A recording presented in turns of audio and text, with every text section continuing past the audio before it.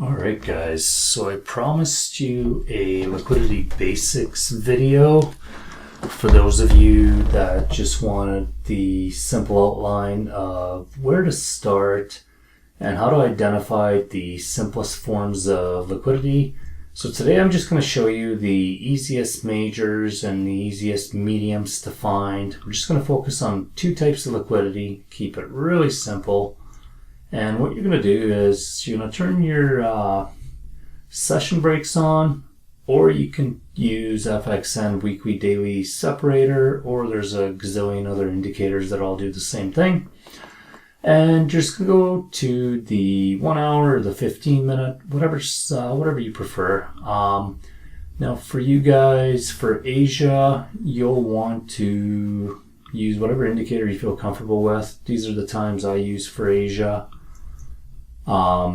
So this is what this Asia indicator looks like. I'm going to use a different one that you guys will not have access to. Simple reason being is it maps further back and I have more data.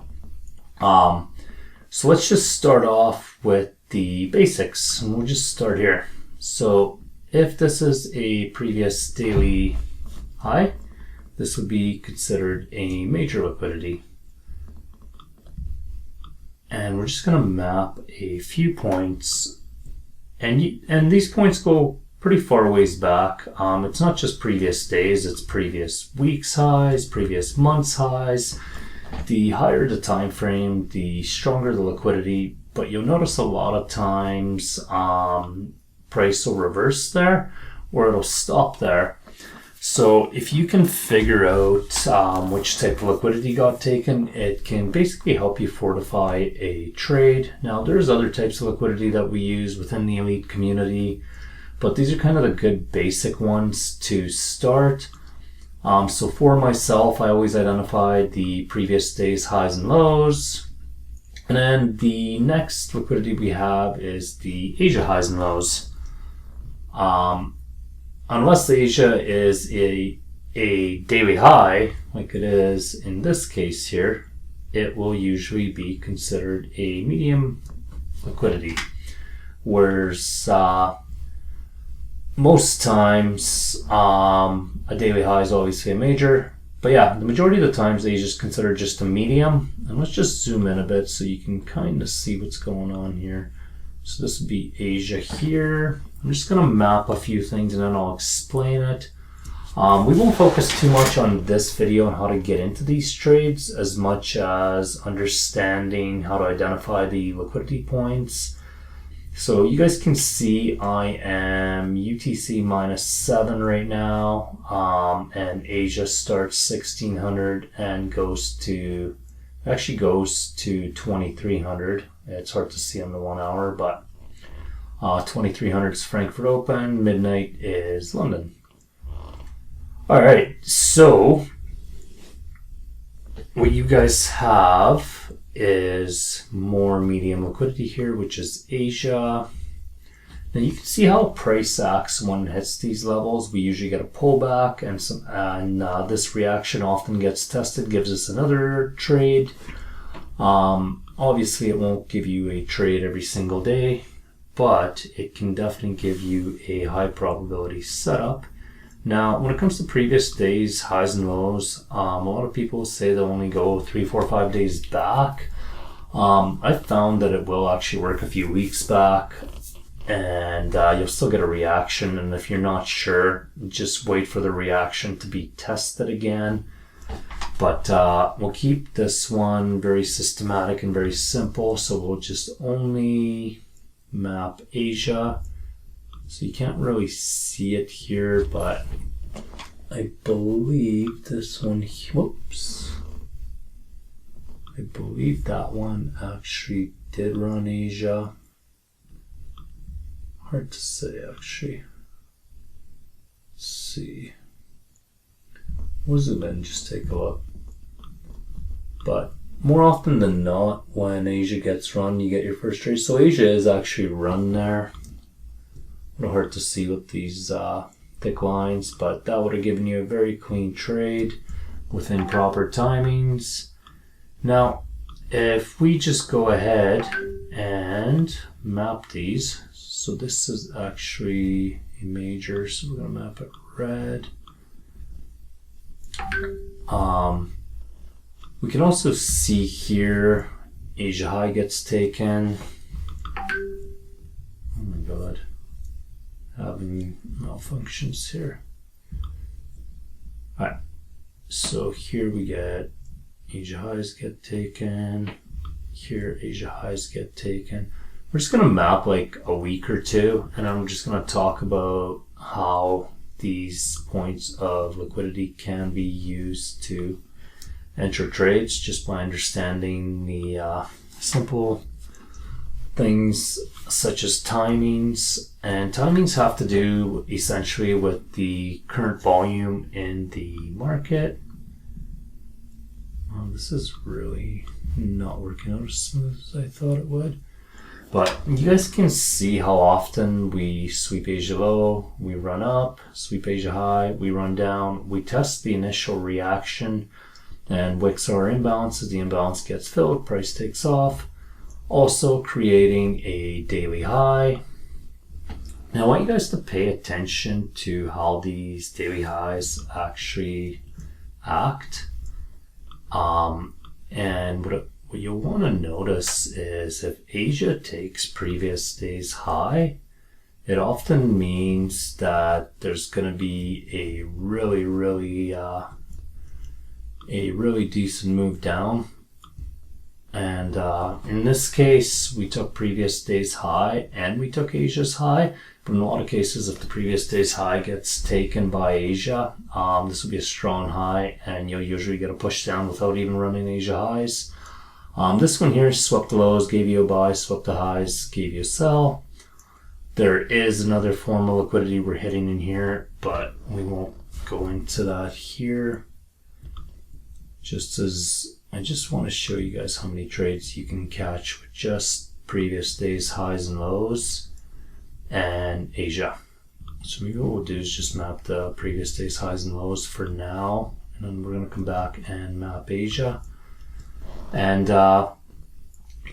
you can check this on most pairs, and you'll notice that there is a really good reaction anytime these points get taken. So here's a prime example of what I was just talking about earlier. Right here. So we take a previous daily high, we actually take two, and you can see when Frankfurt opens, it actually doesn't need to push up and grab any buy side liquidity, as we have the liquidity we need to push down. Price pushes down, likely comes back, rebalances on the lower time frame, continues down, and as you can see, price runs to previous day's low and price reverses again.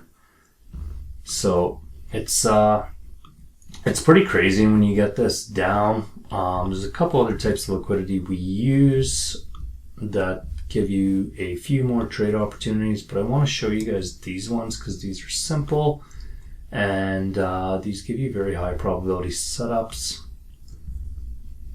So when we map a couple more days, and then we can basically look at how things are looking. So we've mapped these highs here. This is especially handy if price is moving sideways and you don't know what to do or how to use market structure. As you've probably realized, market structure doesn't always work. Alright, so this is as far as we'll go with the previous day's highs and lows, and then what we can do here is map some Asia. So you can see here, we did end up taking Asia, price dumps, then price takes out Asia lows, reverses again, prints the daily lows, which is a reversal point for the following day. Here you did actually pull back. This is really not working good today. Here you actually did pull back.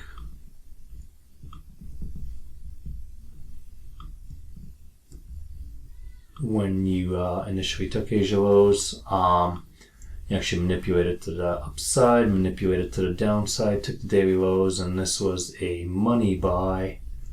Very simple trade, very systematic.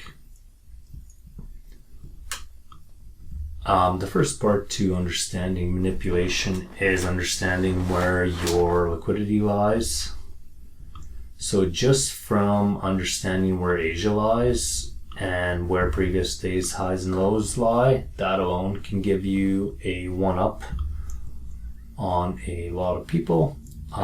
Cool thing about this simple liquidity is it can be put into many systems. Even if you don't trade liquidity, you can use it for a confluence.